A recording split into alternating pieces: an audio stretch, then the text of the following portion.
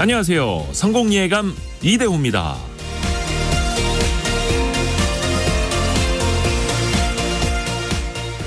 과거의 한글날은 공휴일에서 제외된 적이 있습니다. 공휴일이 너무 많아서 노동 생산성이 떨어지고 경제 발전에 해가 된다면서 1990년에 공휴일에서 제외됐었죠. 우여곡절 끝에 2012년 말 한글날의 공휴일 재지정이 확정됐고 2013년부터 정식으로 다시 공휴일이 됐습니다.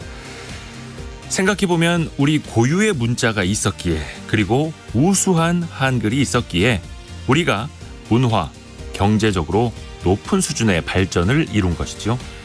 한글날 쉰다고 해서 경제 발전에 해가 된다던 30여 년 전의 발상은 지금도 우리를 부끄럽게 합니다. 물과 산소처럼 매일같이 접하는 한글이기에 그 소중함을, 고마움을 잊고 사는 건 아닐까요?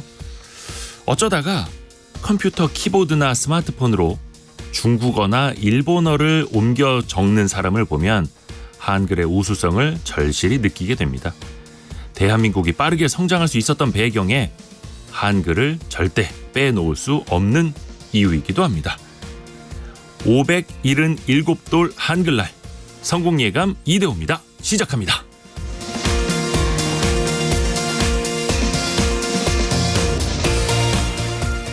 안녕하세요. 이대호입니다.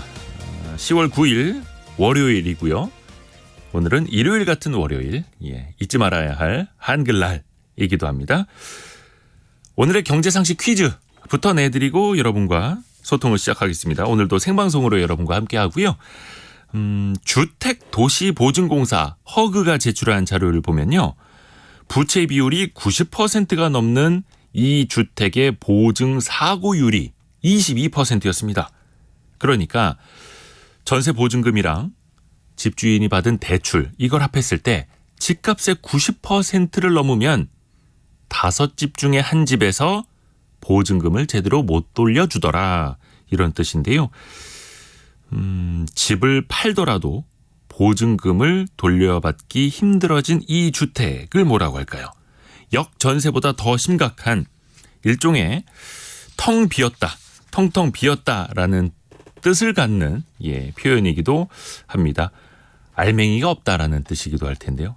점점 더 제가 힌트를 더 많이 드리고 있는데 아직까지 별로 정답이 안 들어오고 있어가지고 힌트 더 드려야겠네요. 음료수와 분유를 여기에 담아서 유통하게 되죠. 소재는 알루미늄인데 집이 이렇게 돼버리면 안 됩니다. 네 글자입니다. 정답은 네 글자고요. 짧은 문자 50원, 긴 문자 100원이 드는 샵 9730으로 참여해 주시면 됩니다. 힌트 드렸더니 바로바로 정답들이 들어오고 있네요. 추첨을 통해서 다양한 선물을 보내드리고요. KBS 콩과 유튜브를 통해서도 함께 하실 수 있습니다. 성공예감 이대호입니다. 자주 검색하시면 성공이 가까워집니다.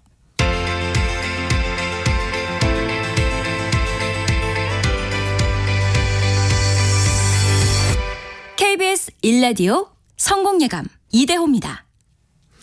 오늘의 경제뉴스 해담경제연구소 어예진 소장은 전화로 만나고요. 파이낸셜 뉴스 이완주 기자는 스튜디오에 나와 있습니다. 안녕하세요. 안녕하세요. 네, 어예진 소장도 잘 들리시죠? 네, 잘 들립니다. 네, 어떤 소식 준비하셨어요? 네, 대출 이자와 원리금 상환을 하는 가구가 많아지면서 가계 여윳돈이 3년 만에 가장 큰 폭으로 줄었습니다.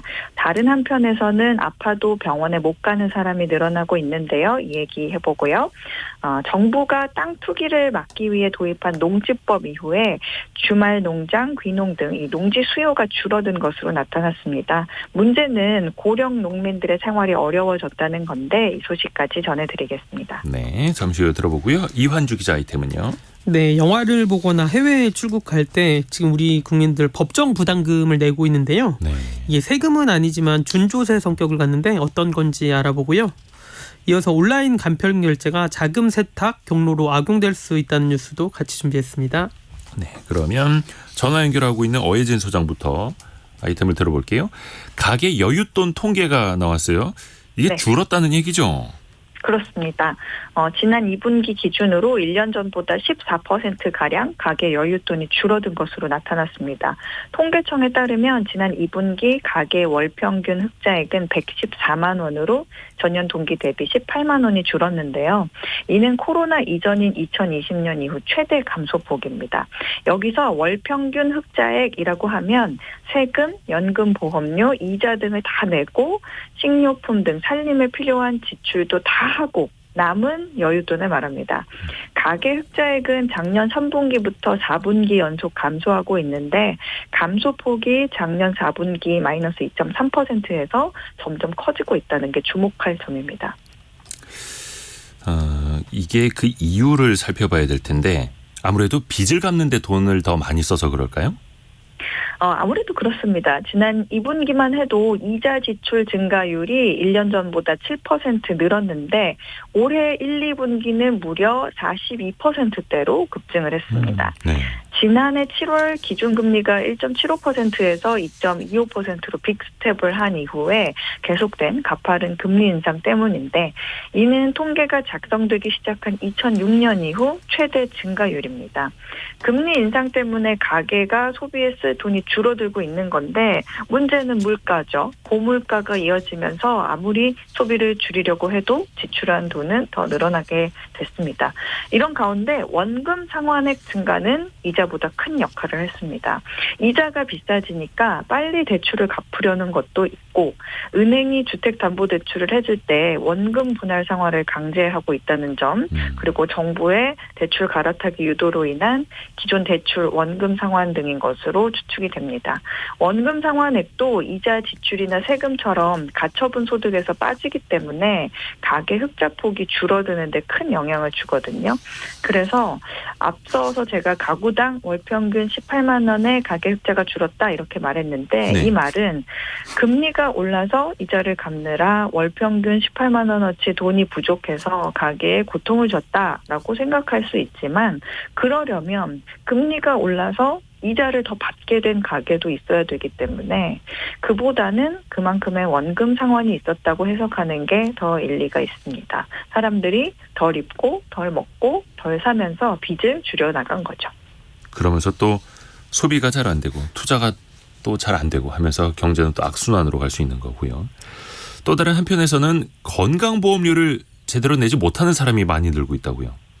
예, 6개월 이상 건강보험료를 내지 못하는 체납 세대가 올해 7월 기준으로 93만 세대를 넘어섰는데요. 93만 세대요.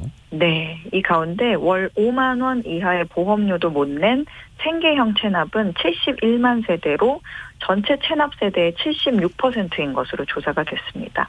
생계형 체납 세대의 연소득을 분석해 보면 1년에 100만 원도 벌지 못하는 가정이 75%로 대부분을 차지하고 있었는데요.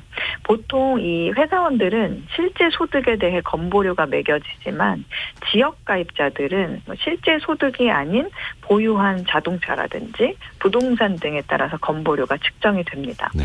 그래서 실제 버는 돈은 정말 없지만 팔지 못하는 땅이나 집이 있거나 생계를 위해서 자동차가 있는 분들이 어쩔 수 없이 생계형 체납자가 되는 경우가 많습니다. 문제는 이 같은 생계형 체납이 매년 증가하고 있다는 거예요. 지난해 그 생활고에 시달리다가 세상을 등진 수원 세 모녀도 건강보험료를 1년 6개월간 내지 못한 것으로 알려졌죠. 이렇게 건보료를 6개월 이상 내지 않으면 법에 따라서 건강보험급여 자격을 제한할 수 있다 이런 통지가 오고 그 이후에도 내지 않으면 건강보험 혜택을 받을 수 없습니다. 그렇죠. 이렇게 병원이나 약국에 가도 사실상 건보 혜택을 받지 못하는 생계형 체납자가 8만 명이 조금 넘는 것으로 확인됐습니다.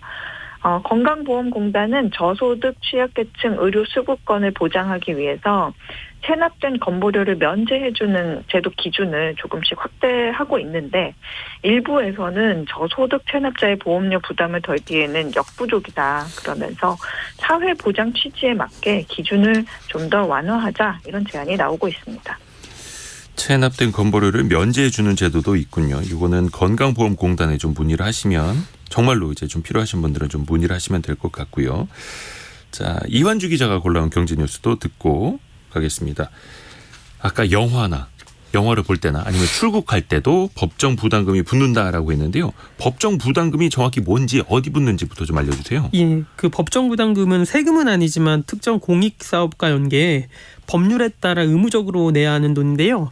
일종의 준조세입니다. 세금은 아닌데 굳이 비유를 하면 저희가 소비를 할 때 내게 되는 부가가치세 있잖아요. 네. 자동으로 10%씩 내는 부가가치세와 뭐 자동차 같은 거 살 때 보면 특별소비세가 있는데 그 부가세와 특소세를 약간 합친 것 같은 개념이라고 보시면 될 것 같은데요. 1961년에 정부 재정으로 충당하기 어려운 공익사업을 지원하겠다는 취지로 도입이 됐고요. 현재 총 90가지 부담금이 있습니다. 예를 들면 여권을 만들 때 내는 국제교류기여금 또는 뭐 폐기물 부담금, 혼잡 통행료 등이 해당되는데요. 네. 법정 부담금 규모도 매년 증가하고 있는 추세예요. 내년에는 1년 전과 비교 약 3조 원이 늘어나서 24조 6천억으로 추산되고 있습니다. 이것저것 많이 내네요. 그 부담금 종류가 90가지나 있었어요. 여권 만들 때도 붙고 모르던 게 많습니다. 근데 이 제도를 개선해야 된다는 목소리가 좀 나오고 있다고요? 예, 감사원과 경제계가 법정 부담금을 폐지하거나 적어도 손봐야 한다고 주장하고 있는데요. 이게 좀 유명무실하다라는 이유를 내세우고 있는데 예. 대한상공회의소 같은 경우에는 현재 경제 성장률이 2%를 밑도는 저성장 구조에서 부담금이 민간 경제 활동을 저해하지 않도록 전면 재검토해야 한다라고 지적을 했는데요. 이 부담금 규모를 살펴보면 2002년에 7조 원에서 올해 약 22조 원으로 20년간 한 3배 정도 늘었습니다. 예. 이 부담금은 특정 공익사업을 추진하는 데 필요한 재원을 마련한다는 명분이지만 이 원칙에 위배되는 경우도 많다고 합니다. 그중에서도 경제계는 대표적으로 영화 입장권 부과금, 국제교류 기여금, 출국 납부금 등이 타당성이 부족하다고 지목을 했는데요. 예. 예를 들어서 우리가 지금 여권을 발행하면 예. 1만 5천 원이라는 국제교류 기여금이 자동으로 붙어요. 그렇죠. 여권 발행할 때 돈 많이 드는데. 예, 맞습니다. 이게 왜 도입이 됐냐면 당시에는 유복한 해외여행객에게 기부금을 걷는 취지였는데 유복한 해외 여행객. 예, 일종의 특소세 성격인 거였죠. 근데 아하. 지금은 해외여행객이 2천만 명 시대가 되면서 이게 퇴색됐다라는 의견이 나오고요. 또 출국할 때 내는 부담금이 1만 1,000원이 있는데 이 중에 1,000원은 국제질병 퇴치가 목적입니다. 예. 근데 이게 국제질병과 출국 사이에 인과성이 떨어지는데 좀 억지로 부과하는 거 아니냐 이런 주장도 있습니다. 사실 따지고 보면 그런 항목들이 많이 있죠. 근데 어찌됐든 간에 재원이 필요하니까 이런저런 명목으로 거두는 걸 텐데 따지고 보면 영화 입장권 부과금 요즘엔 다 집에서도 많이 보는데 가서 보면 내야 되고 집에서 보면 안 내도 되고 정부 입장은 뭡니까? 이걸 개선한답니까? 아니면 그래도 돈이 또 필요하다 어쩔 수 없다 이런 겁니까? 개선 노력은 있어 왔는데 수십 년간 이게 관행적으로 부담금을 거둬온 부처와 지방자치단체가 반발하면서 제도 개선이 쉽지가 않은데요. 실제로 내년도 90여 개 부담금 중에 영원인 부담금이 6개가 있는데 각 부처는 이를 폐지하기보다는 유지해야 한다라는 입장인데요. 예를 들어서 다목적댐을 지을 때 내야 하는 부담금이 있는데 최근 수년 동안 건설될 댐이 없음에도 이제 환경부는 만일의 사태를 대비해서 살려둬야 된다라고 하고 있고요. 또 어떤 부담금은 30년 가까이 징수 실적이 없는데 나중에 필요할 수 있으니 살려둬야 한다라고 주장을 하고 있습니다.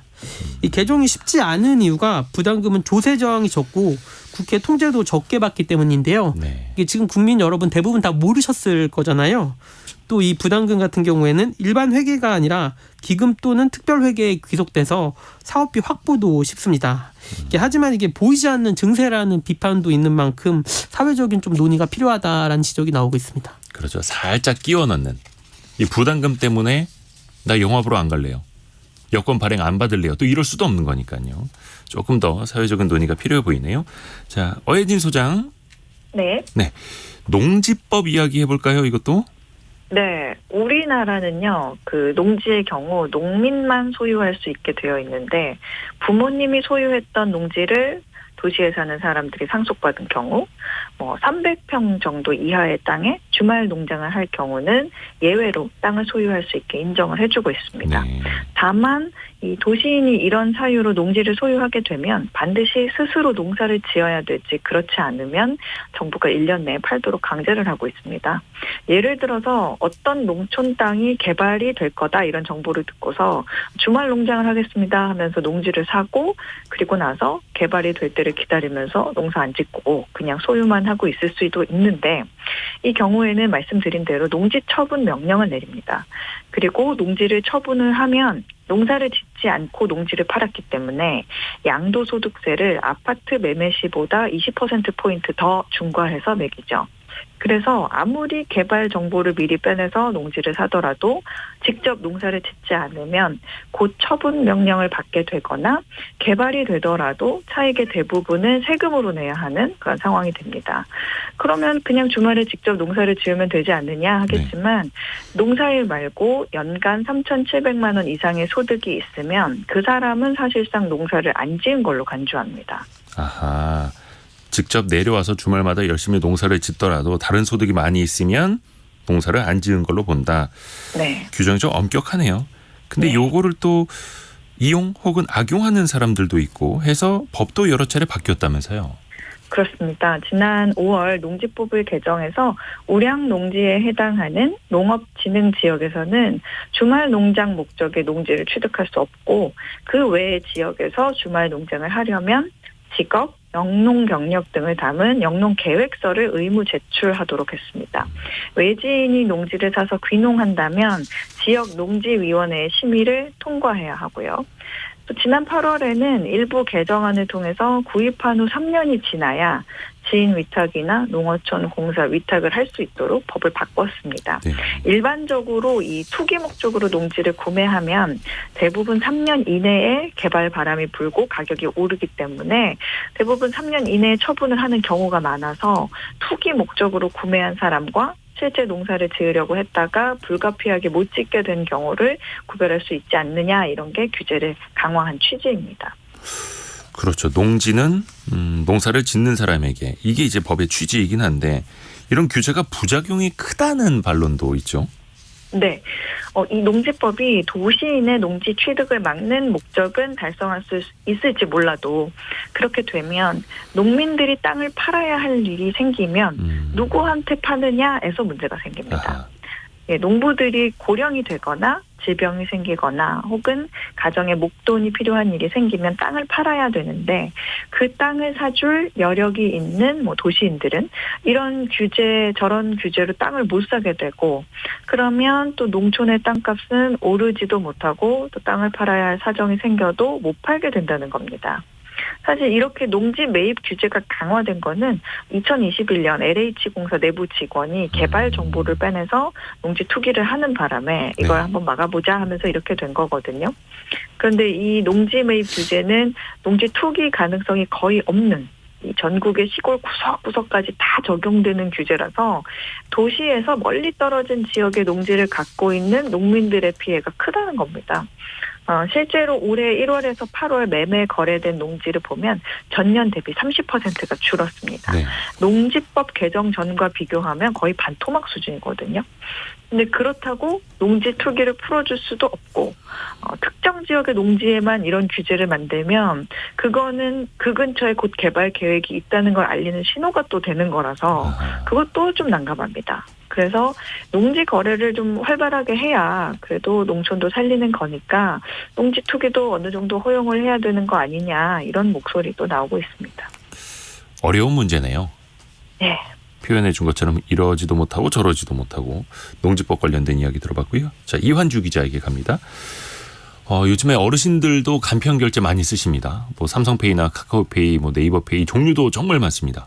그런데 이런 간편 결제가 자금 세탁이나 불법 증여의 통로로 악용될 수도 있다고요?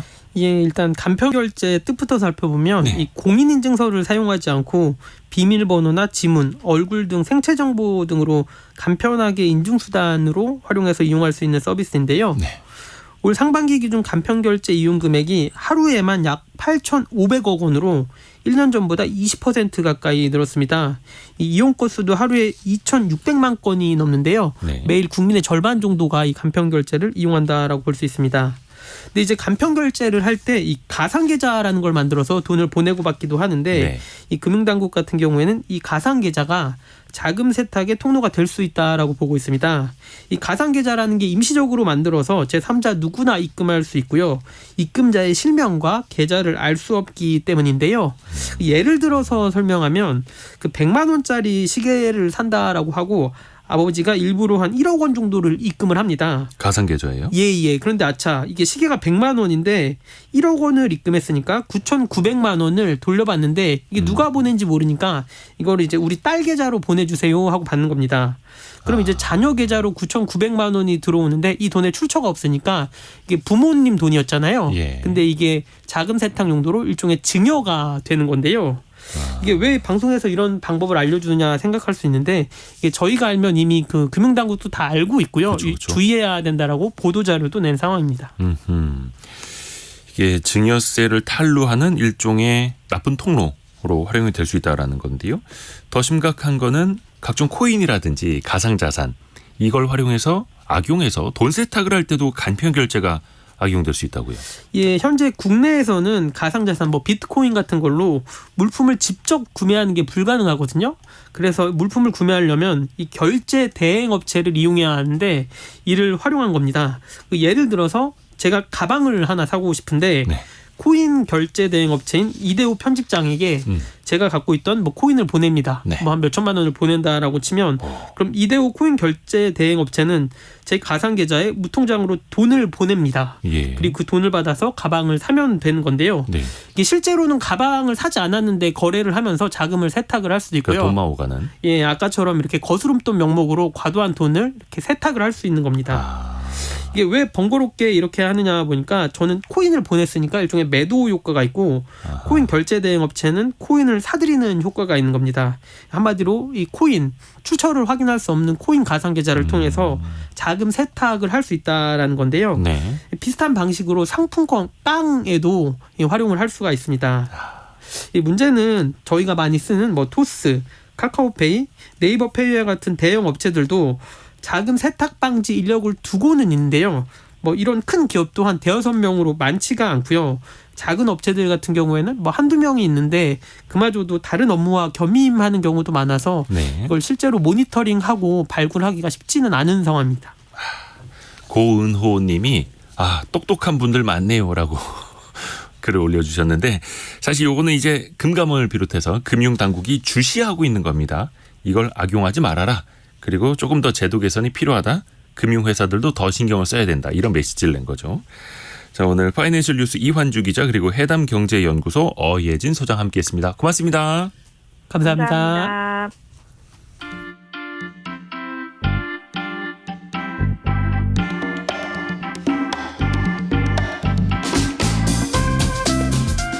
지금 여러분께서는 KBS 일라디오 성공예감 이대호입니다를 듣고 계십니다. 참여해주신 여러분께는 추첨을 통해 건강을 품다 헬시허그에서 고함량 글루타치온 퍼펙트 75를 아름다운 식탁 창조 주비푸드에서 자연에서 갈아 만든 생와사비를 쉽고 빠른 판촉물 제작 시너지 기프트에서 고속충전 케이블을 그리고 성공예감에서 준비한 커피 쿠폰을 보내드립니다. 당첨자는 성공예감 이대호입니다 홈페이지에서 확인하세요. 경제상식 퀴즈 한 번 더 내드리겠습니다. 역전세나 이주택이나 전세금을 돌려받지 못할 수가 있는데요.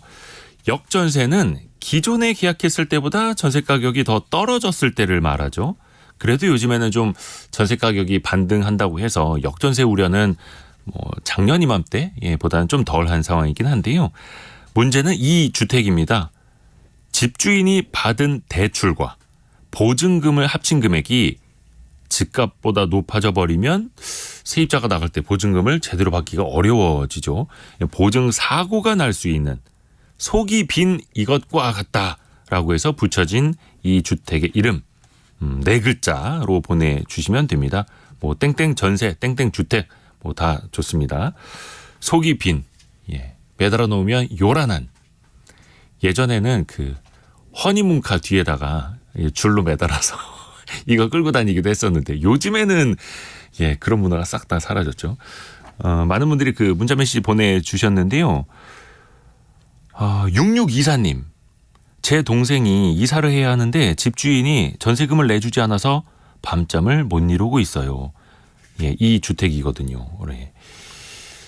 법원에 가셔서요. 예, 임차권 등기 설정을 꼭 알아보시기 바라겠습니다. 임차권 등기 설정을 하시면 내 몸이 나가고 그리고 전출을 하더라도 내 권리를 법원에 의해서 받아놓은 게 되기 때문에 최소한의 아마 안전장치가 될 겁니다.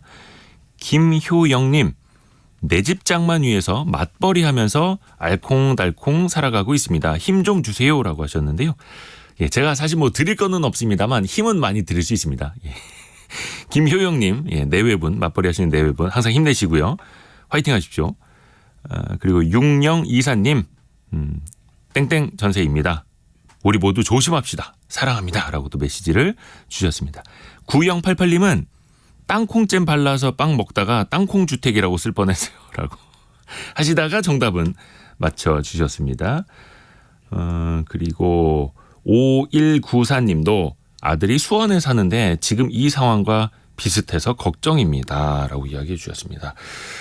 우리 주변에 예, 이게 우려가 될 수밖에 없고 우려하시는 분은 정말 많아가지고 걱정입니다. 그래서 항상 제도도 좀 많이 변하고 있죠. 입주하시기 전에 계약하시기 전에 집주인의 세금 체납 사실이라든지 얼마나 대출을 받고 있는지도 알 수 있는 방법들이 하나 둘씩 생겨나고 있으니까요.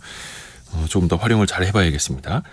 정답 아시는 분들은 짧은 문자 50원, 긴 문자 100원이 드는 샵 9730이나 KBS 콩으로 보내주시면 되고요. 여러분의 실시간 의견도 많이 기다리겠습니다.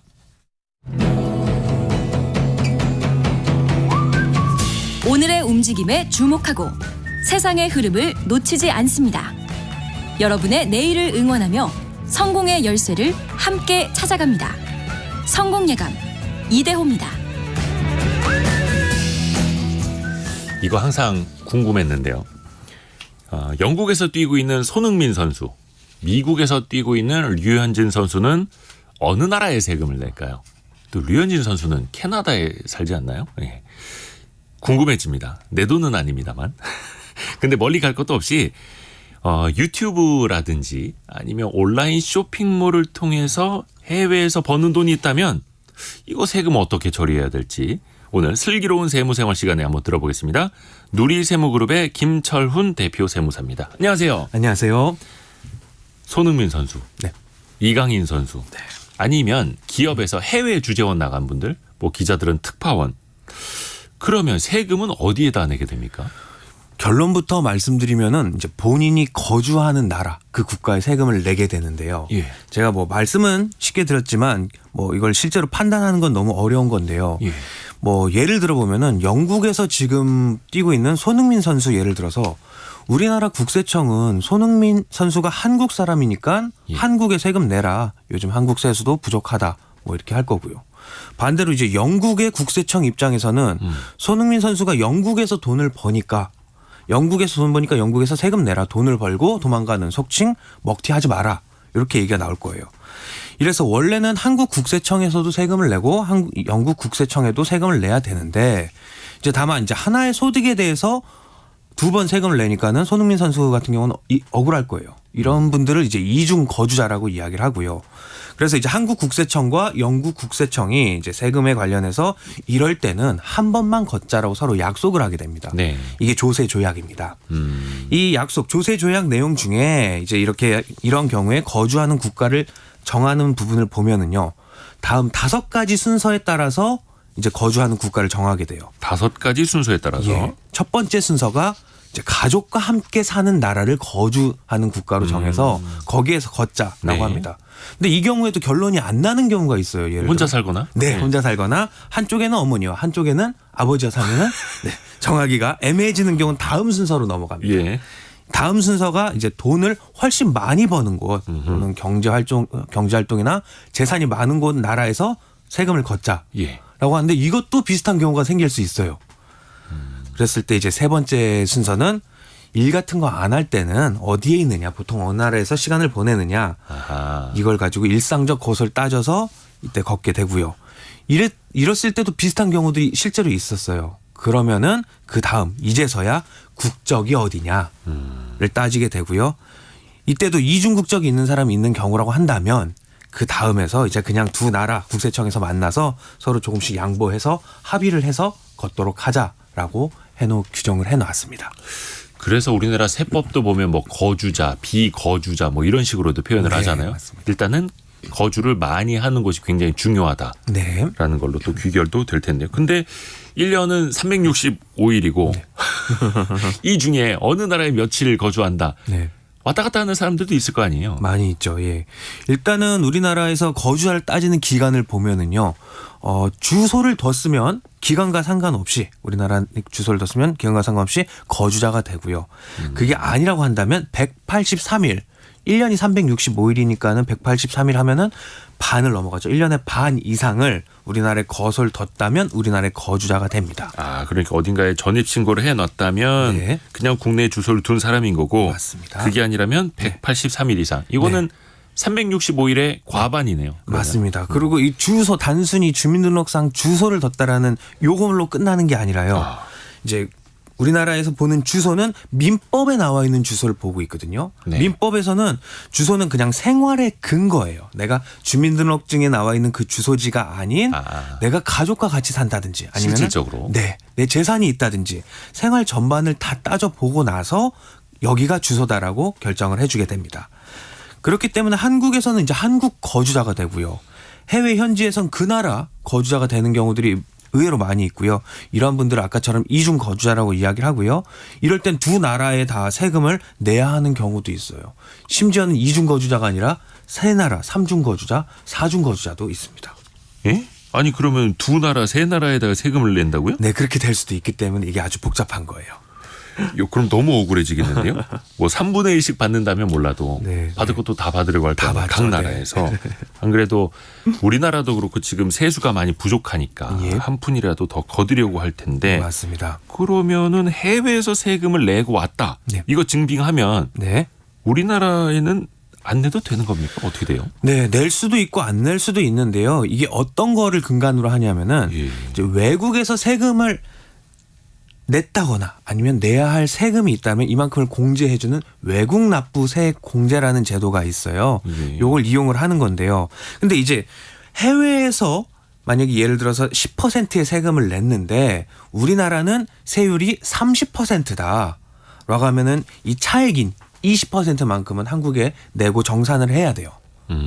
해외에서 냈던 10%만큼만 빼주는 거기 때문에요. 근데 이제 반대로 해외가 더 높은 경우가 있을 수 있어요. 그렇죠. 해외에서 30%를 냈는데 한국에선 10% 내는 거면 그 차액 20%만큼은 한국에서 돌려주지는 않습니다. 예를 들어서 이제 축구 선수를 예를 들면 유럽에 진출한 경우라고 한다면은 네. 유럽은 한국과 비슷하게 약간 세율이 높은 편이에요. 네. 그래서 유럽에 진출했던 선수가 한국에 와서 이제 한국 거주자가 돼서 세금을 내게 된다면 유럽에서 낸 세금만큼은 빼고 나머지 부분만 한국에서 정산을 하면 되는데 이제 문제는 이제 중동 쪽 같은 경우는요. 중동 네. 쪽은 세금이 거의 0%입니다. 방입니다. 또 거기는 또 잘 사는 나라들. 네. 그래서 중동 쪽에 진출했던 선수가 한국에 이제 오지 않게 돼서 한국의 거주자로 판정이 안 나게 되면 중동에서 세금이 정산이 끝나게 되기 때문에 네. 세금이 빵이에요. 네. 0이에요. 근데 이제 만약에 한국에 와서 한국의 거주자가 된다고 하면 이제 그 차이만큼을 한국에 내야 되기 때문에 세금이 엄청나게 나올 수가 있게 되는 거죠. 1년의 절반 정도를 중동에서 뛰면서 네. 한국에서 절반 정도 머문다. 그러면 예. 중동에만 있었을 때는 세금을 한 푼도 안 냈는데 네. 한국에 오면 한국의 소득세율에 맞게 또 내야 되는 맞습니다. 거고요. 한국에 와서 한국 거주자가 된다면은 이 한국 소득세를 내야 되죠. 이게 경우에 따라서 다 달라지네요. 굉장히 복잡합니다. 근데 이게 뭐 해외에서 저렇게 많이 벌어오는 사람들 뭐 몇이나 되겠어. 이게 내 얘기겠어? 하시는 분들 계실 텐데 요즘에는 자영업 하시는 분들도 네. 해외에다가 충분히 물건을 파실 수가 있어요. 네, 의외로 많죠. 뭐 아마존이라든지 알리익스프레스라든지 이렇게 해외 플랫폼에 입점할 수도 있는 시대 아닙니까? 예. 그래서 좀 알아두면 좋을 것 같은데 실제로 거기다가 김치나 뭐 호미 이런 거 파시는 분들 많다고요. 해외 플랫폼, 해외 쇼핑몰에서 벌어들이는 수익이 있다. 이럴 때는 어떻게 됩니까? 이렇게 해외에 물건을 파는 분들을 이제 글로벌 셀러라고 일명 이야기를 하는데 이분들도 마찬가지예요. 앞에서 얘기했던 것과 마찬가지로 이분들이 거주하는 곳이 한국이라고 한다면은 한국에 세금 신고를 다 내야 됩니다. 이제 국내 플랫폼 뭐 오픈마켓 이런 식으로 쿠팡, 옥션, 뭐 11번가 이런 곳들은 판매되는 장소가 한국이기 때문에 그냥 단순히 한국에서 전자상거래의 일종인 통신 판매업으로 처리가 되는데요. 네. 이제 해외 플랫폼 좀 전에 말씀하셨던 뭐 이베이, 아마존, 중국은 뭐 큐텐, 알리 이런 데서 물건을 판다고 하면은 판매하는 장소가 해외이기 때문에 이거는 작은 무역업의 개념으로 접근을 해야 돼요. 아, 해외 플랫폼이면 무역업에 해당이 돼요? 그렇죠. 예, 수출로 보는 거지요. 오. 예, 해외에서 판매가 되니까. 근데 이제 일반 업종인 것과 해외 플랫폼에 있는 무역업과의 가장 큰 세금 차이는 부가가치세인데요. 부가세요? 네. 부가가치세는 10%가 기본이에요. 근데 해외에 수출을 하게 되면은 0%를 적용을 합니다. 근데 이제 면세면 면세지 0%는 뭐냐, 영세율은 뭐냐라고 물어볼 수 있는데 면세는요 세금을 아예 안 내기 때문에 뭐 신고도 안 하고 이제 반대로 환급도 안 해줍니다. 근데 이제 세금을 0%로 규정을 해버리면 내는 세금이 0%고요. 사는 세금은 다시 돌려준다 하기 때문에 살 때 냈던 세금은 다시 돌려줍니다. 그래서 영세율이 면세보다 더 좋은 거예요. 아, 면세보다 영세율이 더 좋은 거예요? 네. 그리고 또 하나. 유튜브라든지 네. 뭐 틱톡, 인스타그램 이런 온라인 플랫폼을 이용해서 네. 이거는 실질적으로 뭐 물건이 오가는 건 아닙니다만 그래도 뭐 구글이라든지 이런 업체에게 광고 수익을 받을 수도 있잖아요. 예. 이거는 어떻습니까? 이것도 똑같나요? 예, 요것도 마찬가지로 광고라는 서비스를 내가 해외에 수출한다고 보면 돼요. 예. 그래서 조금 전에는 물품이 나간다고 봤으면 지금은 이제 서비스가 수출로 해서 나가는 건데 마찬가지로 영세율을 적용받을 수 있어요. 아, 그러니까 해외에서 돈을 버는 건 네. 부가세가 안 붙는다. 네. 근데 여기 영세율을 받기 위해서는 서비스에는 조건이 하나가 붙는데 이제 광고 서비스 등으로 이제 본사인 미국의 구글로부터 가장 중요한 말이 나옵니다. 외화 달러로 받아야 돼요. 아, 달러로 받아야 돼요? 네, 한국 돈 원화로 받으면 안 됩니다. 이때는 부가세가 과세가 됩니다. 아, 원화로 받으면 부가세가 부과되니 네. 달러로 받아야 된다. 네. 그러니까 실질적으로 유튜브 하면은 구글에서 달러로 넣어주긴 합니다. 맞습니다. 네. 이제 뭐 근데 이제 슈퍼챗 이런 식으로 후원 같은 걸 추가로 받게 되는 경우들이 있는데 이런 건 원화로 받는 경우들도 있기 때문에 아하. 뭐 이런 것들은 이제 부가세가 과세가 되는데 이 이유는 그거예요. 이제 영세율을 적용해주는 혜택을 주는 이유는 수출을 촉진을 하기 위해서고요. 이제 가서 달러 많이 벌어와 부가세 안 내게 해줄게라고 했는데 가서 달러가 아닌 원화를 받아오게 되면은 이제 영세율을 안 해주게 되는 거죠. 그래서 영세율 이제 적용 요건이 안 돼가지고 영세율 등록하기가 어렵다고 한다면 그 다음인 차선책인 면세로 진행을 하는 것도 가능해요. 면세로 진행하려면 이제 면세 적용 요건을 하나 더 추가로 갖추셔야 되는데 이때는 이제 뭐 직원도 고용하지 않은 상태로 뭐 사무실이라든지 아니면 시설 이런 물적 시설 없이 뭐 유튜브나 이런 뭐 영상 플랫폼을 공급을 하게 되면은 면세 부가세 면세 적용 요건은 되시긴 합니다. 아예 부가세 면세를 받으려면 그냥 1인 유튜버다라는 네. 걸 증빙을 해야 되는 거고요. 그리고 해외 주식 투자 많이들 하시거든요. 네. 요거는 국내 주식 경우랑은 좀 세율이 달라서 네. 이거 좀 헷갈리실 것 같아요. 정리 좀 부탁드립니다. 해외 주식 이제 사고 팔 때는 붙는 세금이 크게 세 가지 볼 수 있는데요. 뭐 증권거래세 증권을 팔 때마다 발생하는 세금인데 이거는 별로 뭐 관심을 크게 갖지 않아도 자동으로 차감이 되고 계산이 되기 때문에 따로 신경 쓸 필요는 없습니다. 그렇죠. 이제 중요한 건 이제 양도소득세가 있는데요. 주식을 팔 때 이제 그 차이만큼 양도 차익만큼에 대해서 부과되는 세금입니다. 1년에 한 번 계산을 하게 돼요. 뭐 거래할 때마다 사고 팔 때마다 계산하는 건 아니고요.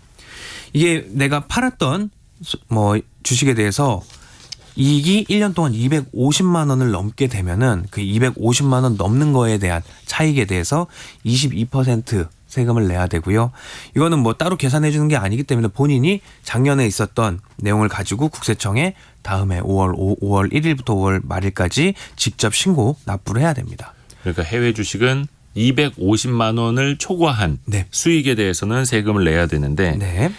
이거는 국세청에 직접 신고 납부를 해야 되는 거고 예, 이게 맞습니다. 최근에 보면은 증권사들이 해외 주식 투자 이제 경쟁을 많이 하다 보니까 네.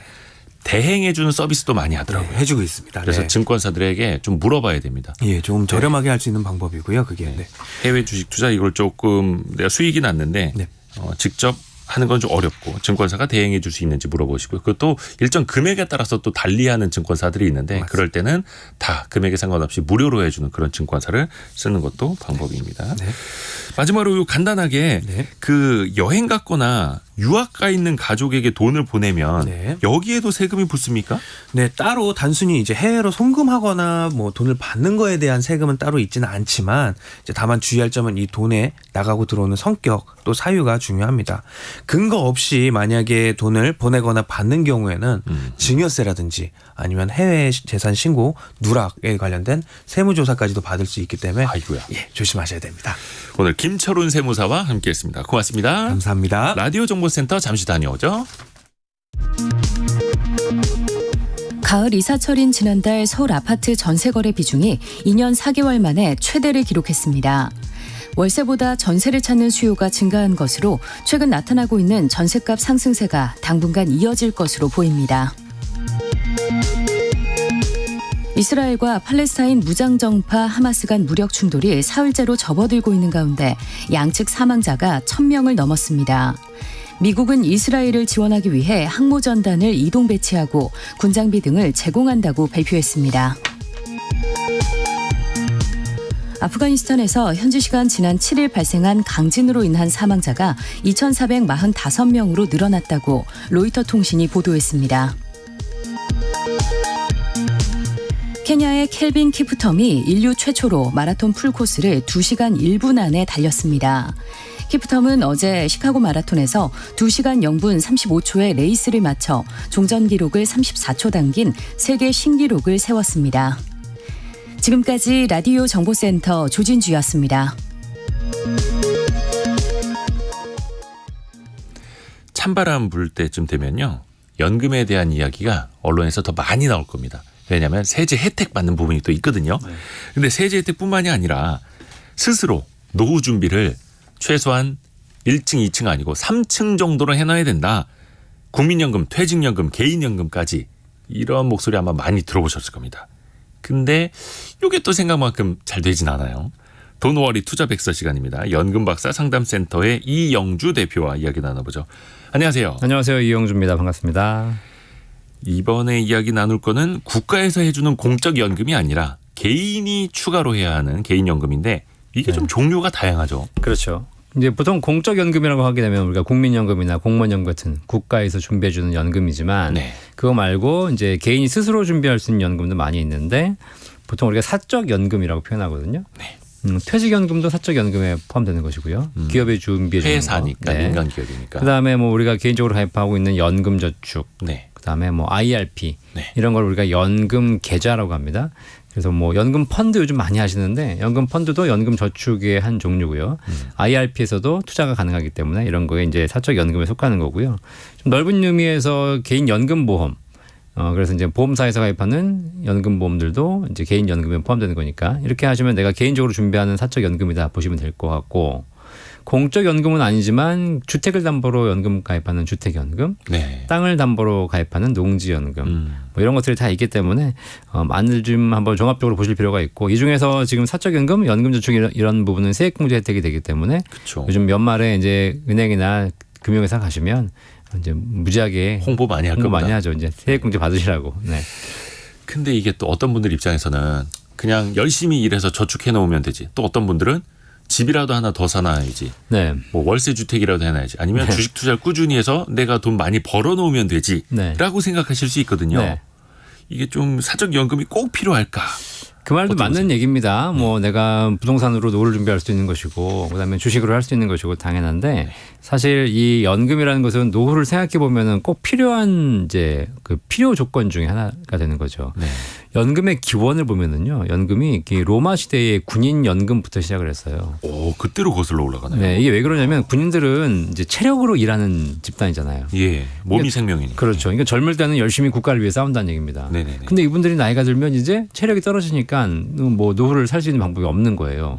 전쟁에 나갈 수도 없고 국가 입장에서는 젊을 때 열심히 국가를 위해 희생했는데 나이 들어가지고 버릴 수 없잖아요. 그래서 이 사람들을 위해서 노후를 준비해 주자. 라고 해서 노후에 소득이 막막해지는 대표적인 집단 군인을 위해서 만들어진 제도가 연금이고 근데 지금 우리는 예전엔 농사를 지었지만 지금은 다 산업사회이기 때문에 직장을 다니고 있지 않습니까? 네. 직장도 마찬가지 55세 60세가 되면 생산성이 떨어지기 때문에 퇴직이 되잖아요. 네. 그런 경우에 노후를 준비하는 것이기 때문에 이런 차원에서 원래는 선진국들은 이 연금을 전부 공적 연금 중심으로 준비하고 있습니다. 국가가 가입을 거의 강제하는 거죠. 그렇죠. 우리나라는 그 부분이 좀 미흡했기 때문에 사적 연금 시장이 발달한 것이고요. 그래서 뭐 공적 연금, 사적 연금에는 호불호가 있으시겠지만 개인의 노후 준비를 두 가지를 합쳐서 제대로 좀 하실 필요가 있을 것 같다. 두 가지가 같이 있으면 좋은 건데 네. 공적 연금과 사적 연금을 굳이 이제 비교를 하자면 네.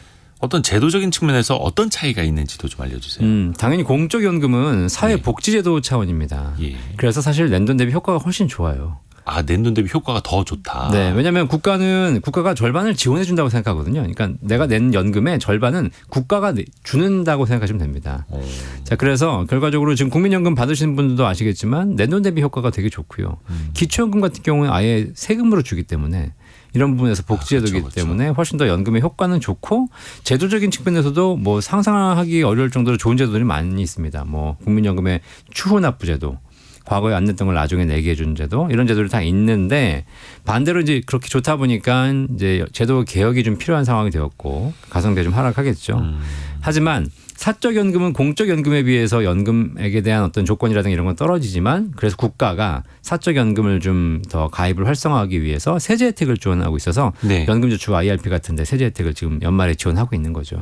그래서 그 세제 혜택이 얼마나 되는지 이게 네. 정말 매력적인지 네. 좀 알아봐야죠. 그러니까 뭐 다 아시다시피 이제 납입 시에 세금을 공제해 드리는 건데요. 네. 연봉이 5,500만 원 이하이신 분들은 납입액의 16.5%를 환급해 드리고 있고 5,500만 원 초과하시는 분들은 납입액의 13.2%를 환급받을 수 있기 때문에 예를 들면 내가 100만 원 연간 납입을 했다라고 했을 때 5,500만 원 미만이신 분들은 연말에 16만 5천 원 환급받을 수 있으니까 사실 적은 금액은 아니죠. 그다음에 나중에 연금 탈 때도 세금을 내셔야 되는데 5.5에서 3.3으로 저율과세하고 있거든요. 그리고 투자 많이 하신 분들은 사실상 내가 장기적으로 투자해서 연금으로 받겠다는 생각만 있으시면 네. 내가 오래 투자해가지고 올해 거기서 만약에 세금을 내게 되면 아까 좀 전에도 말씀하셨지만 해외 같은 경우는 배당소득세 22% 양도소득세 22% 내야 되는 것이고 네. 그다음에 개인적으로도 배당소득 16.5 이렇게 내셔야 되는데 그런 부분에서 실제로는 연금저축에 투자하시게 되면 나중에 연금 탈 때 저율과세가 가능하기 때문에 그런 유리한 점이 있죠. 나중에 연금을 탈 때는 3.3에서 5.5% 정도 세율만 적용되죠. 그렇죠. 나이에 저율과세. 따라서도. 네. 그러니까 이거는 노후도 준비를 하고 세금도 더 적게 내고 네. 낼 때는 세제 혜택도 받고 그렇죠. 이런 식으로. 근데 또 우리나라 사람들은 물론 일부의 이야기일 수 있겠습니다만 일단 수익률이 좋아야지. 네. 수익률이 낮으면 이거 뭐 일종의 이것도 투자인데 그렇죠. 수익률 낮으면 이거 할만하겠어라고 네. 생각하시는 분들 계시거든요. 네. 우리가 반드시 아셔야 될 게 뭐냐면 세금 혜택이 있다고 좋아하시는데 네. 세금은 초과된 수익에 대해서 세금을 내는 걸 혜택을 드리는 것이지. 초과 수익에 대해서. 네. 수익이 없으면 사실상 세금의 혜택도 없거든요. 네. 우리가 뭐 양도소득세를 낸다 그러면 양도 차익이 생겨야지 양도소득세를 내는 그쵸. 거잖아요. 네. 네. 손실 보고 받는데 내가 세제 혜택을 보는 건 아니지 않습니까? 네네네. 근데 지금 보시면 아시겠지만 연금저축 상품 중에서 은행에서 판매하는 연금 신탁 같은 경우는 수익률이 굉장히 낮아서 네. 뭐 그런 부분은 좀 지금 판매가 거의 안 되고 있고요. 증권사에 있는 연금 펀드 같은 경우에도 주가가 하락하면 지금 손실 보고 계신 분들도 꽤 있습니다. 그렇죠. 네, 수익 보려고 내가 세제 혜택 보려고 가입했는데 손실을 보고 있는 거고요. 특히 연금 저축 보험이 있어요. 보험사 네. 상품. 이런 상품들은 공시율로 운영하기 때문에 운영 수익률이 높지 않은데 거기다가 사업비까지 부과가 되거든요. 그러니까 낸 돈에서 사업비를 공제한 이후에 수익을 부과하기 때문에 실제로 원금 회복되는데 꽤 많은 시간이 걸리죠. 그래서 그 연금저축보험 같은 경우에는 보험사에서 하는 거다 보니까 사업비를 떼간다. 그래서 초반 몇 년간은 수익률에서 불리하다. 이 이야기는 많이 들었는데 네. 얼마나 떼가는 겁니까? 사업비? 보통 상품에 따라 약간 다르겠지만 전체적인 사업비는 납입하는 보험료의 7에서 8% 정도라고 보시면 돼요. 그걸 먼저 선취를 하는 거죠. 떼는 거죠. 사실 뭐 모든 금융상품에는 다 수수료가 부과되지만 특히 이 보험상품은 먼저 떼어가는 선취 구조다 보니까 7, 8%를 떼어가고 그러니까 내가 100만 원 내면 7만 원 떼어가고 네. 거기서 수익을 붙이다 보니까 원금만 회복하는데도 적게는 4, 5년 많게는 7년 가까이 걸리는 겁니다. 아하. 그러다 보니까 실제로 이제 내가 뭐 7년, 10년씩 냈는데 아직 원금도 안 되는 거 아니냐 이렇게 좀 불만을 제기하시는 분들이 많이 계시고요. 뭐 연금 펀드도 마찬가지입니다. 연금 펀드는 이제 후취 방식이기 때문에 조금씩 계속 뛰어가는 구조거든요.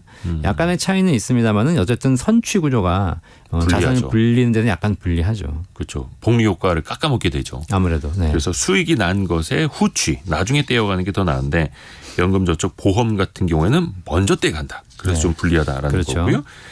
혹시나 연금 받을 때 나중에 네. 이거 건강보험료 높아지는 것 아니냐 걱정하시는 분들도 있던데요. 최근에 올해 가장 많이 이슈가 된 게 지금 건강보험료입니다. 이게 안 그래도 보험료- 오르니까요. 그렇죠. 많이 오르고 있고 가뜩이나 삶도 팍팍한데 건강보험료가 내야 되고 물론 내년 거는 동결한다고 정부가 발표를 했고요. 그렇죠. 네. 사적연금은 현재 건강보험료 부과 대상은 아닙니다. 아, 네. 그래서 부과는 하고 있지 않거든요. 그러니까 사적연금을 받는 것에는 건보료를 내지 않는다. 그렇죠. 근데 이게 부과를 법적으로 부과하지 않는 대상이 아니고요. 네. 법적으로는 부과하게 되어 있습니다. 그래요? 이 건강보험법상에 연금소득에 대해서는 건강보험료를 부과하게 되어 있는데 사적연금 활성화 때문에 지금 건강보험공단에서 현재 부과하고 있지 않는 것인데 아하. 조만간 부과를 한다라고 하더라고요. 그래서 그래서 달라질 수도 있다. 달라질 수 있습니다. 마지막으로 연금 저축, 연금 상품 네. 어떻게 생각하시는지 총평 좀 부탁드립니다. 꼭 필요한 건지. 네, 어쨌든 우리가 국가가 세제 혜택을 지원하고 있기 때문에 네. 이거는 반드시 전환하셔야 된다고 생각하고요. 다만 이렇게 수수료라든가 여러 가지가 고민되신다면 그런 걸 줄이는 방법이 있습니다. 네. 뭐 일단 선취 수수료 사업비가 고민되신 분들은 보험사보다는 증권사에 연금저축을 가입하시는 것이 조금 더 수수료 면에서는 복리 효과에서는 조금 유리할 수 있고요. 다만 손실을 볼 수 있기 때문에 그런 건 좀 참고하셔야 되고. 그렇죠. 그다음에 뭐 영업적인이나 이게 오프라인 매장 가서 가입하시는 것보다는 온라인으로 가입하시는 게 요즘 훨씬 더 수수료 저렴하죠. 측면에서. 그렇죠. 그다음에 뭐 투자를 하신다고 하셔도 연금 같은 경우에는 단타 중심의 목적이 아니라 장기로 연금을 준비하는 거니까 잦은 매매를 하면서 거래 수수료 발생하지 마시고 장기적으로 우량 자산을 보유하는 그런 전략을 하신다면 연금을 가입하면서 효과도 제대로 보고 수수료도 좀 줄일 수 있고 최근에는 연금보험 중에서 사업비 연금 수령 조건으로 사업비가 없는 연금도 있으니까 네. 이런 거 찾아보실 필요가 있을 것 또 같습니다. 이거는 장기적으로 봐야 하는 거니까요. 네. 오늘 또 연금박사 상담센터 이영주 대표와 함께했습니다. 고맙습니다. 감사합니다. 최근에 금융시장 많이 흔들리고 있고 또 중동 정세도 불안해지고 있는데요. 2부 개미스쿨 시간도 주목해 주시길 바라겠습니다. 잠시 뉴스 듣고 10시 5분에 금방 다시 돌아오겠습니다.